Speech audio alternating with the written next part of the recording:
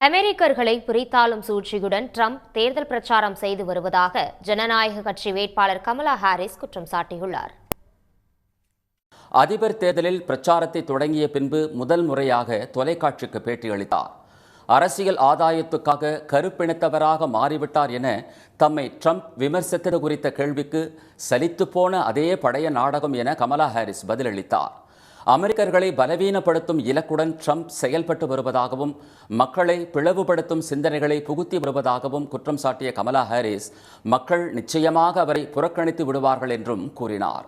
அதிபராக இருந்த காலத்தில் அமெரிக்க பொருளாதாரத்தை மிகப்பெரிய அளவில் ட்ரம்ப் சீர்குலைத்து விட்டதாக விமர்சித்த கமலா ஹாரிஸ் அதிபர் ஜோ பிடன் நிர்வாகம்தான் பொருளாதாரத்தை மீட்டெடுத்ததாக சுட்டிக்காட்டினார்.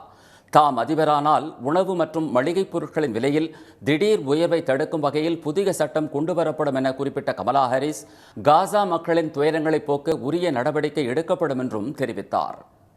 உடனுக்குடன் செய்திகளை தெரிந்து கொள்ள சன் நியூஸ் பெல் ஐகானை கிளிக் பண்ணுங்க.